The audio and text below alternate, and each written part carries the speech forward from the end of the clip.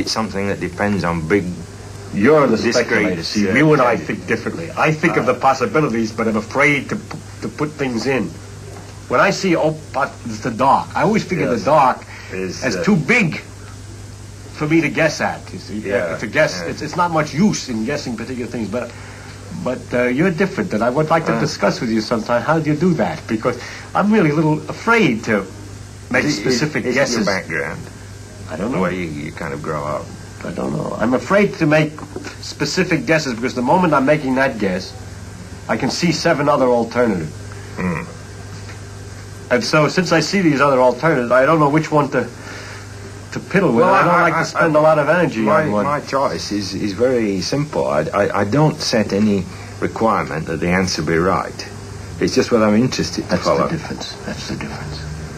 That's the difference. Yeah. Well, I'm trying to find If I'm interested in... I'm trying to find out not how nature could be, but how nature is. See, what's right. Well, I don't think you'll ever find it, you see. I don't think you'll ever find it. I see. And your idea is to find out what nature could be.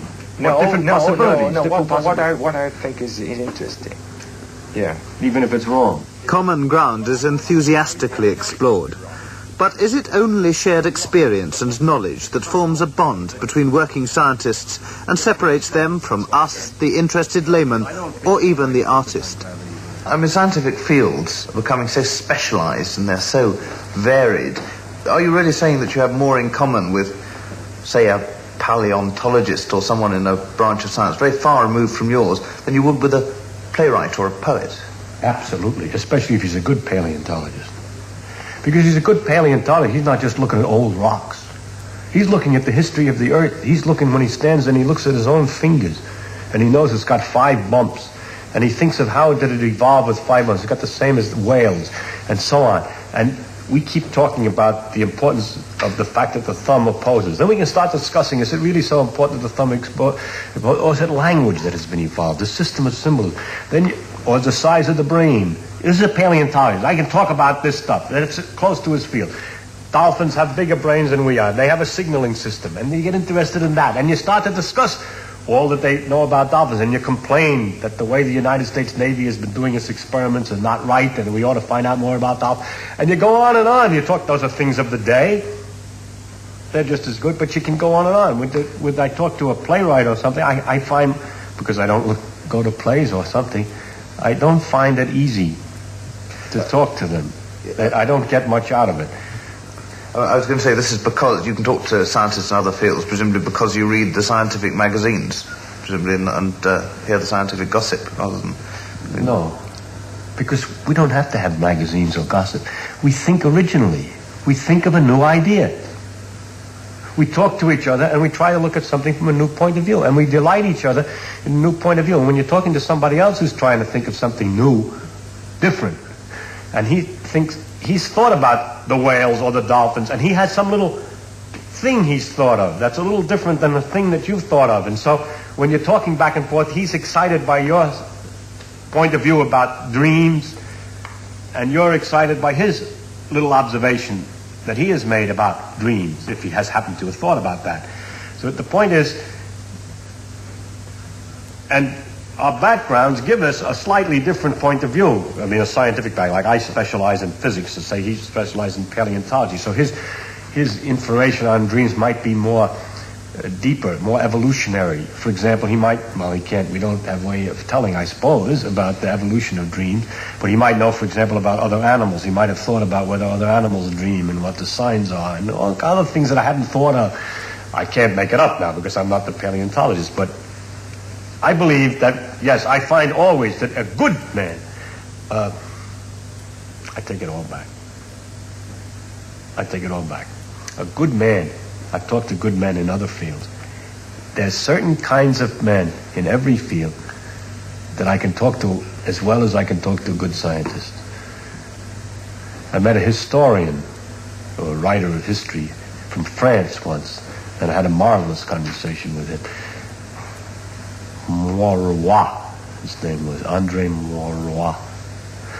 And then I met an artist, Robert Irwin, who's a very important artist in Los Angeles in modern art, and I could talk to him at the same depth of excitement. So I take it all back. If you give me the right man in any field, I can talk to him. I know what the condition is. That he did whatever he did as far as he can go. That he studied every aspect of it as far as he has stretched himself to the end. He's not a dilettante in any way. That so he talked deep as far as he can go, and therefore he's up against mysteries all the way around the edge. And awe. And we can talk about mystery and awe. That's what we have in common. You were talking a bit about these fallow periods when things get very painful. After discussing working problems, it is natural that Feynman and Hoyle should savour that most thrilling pleasure of all, the moment of revelation. You try all sorts of things and you're hopeful about trying it. Have you had a moment when, in a complicated problem, where quite suddenly the thing comes into your head and you're almost sure you've got to be right? Oh, yes. That's this is a great... And then you try to figure out what the conditions were of that moment that you can do it again. For example, I worked out the theory of helium once and suddenly saw everything. I was struggling for 2 years. That's right. And suddenly saw everything. And one afternoon, and I can remember everything about it, by the way. It's psychologically funny. You can remember the color of the paper you were writing on. Isn't that true? And the room and everything else. And then you wonder, what's the psychological condition? Well, I know at that particular time, I simply looked up and I said, wait a minute.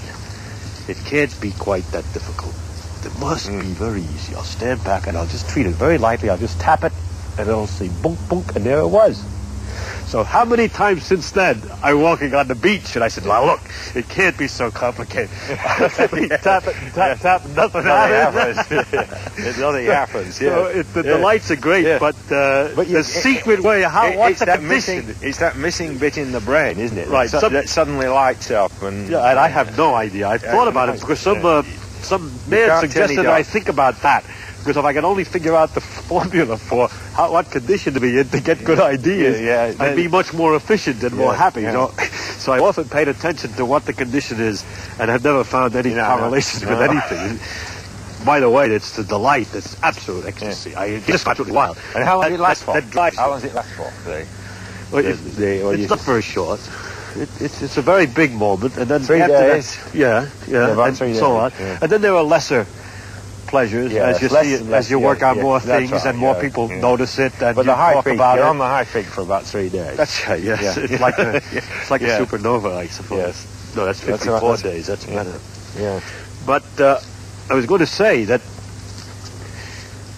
it's the hope of that kind of gold that keeps you going. That can keep you going through these doldrums, you see. And that I think what I learned when I was a child from my father was that if you did work a little bit at these things, there would be a time at which you'd get this.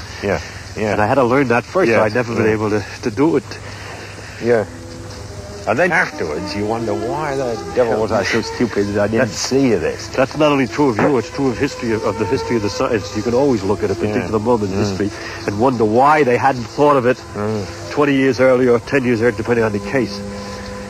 It's because we're dumb somehow. It's most mysterious, this. It just means that however good you may get comparatively compared to apes and so on, we're still very bad at it. Absolutely. Yeah. We're doing the best we can. And in a kind of stumbling. It's very good. This depressing and sobering thought. Well, it's been fun.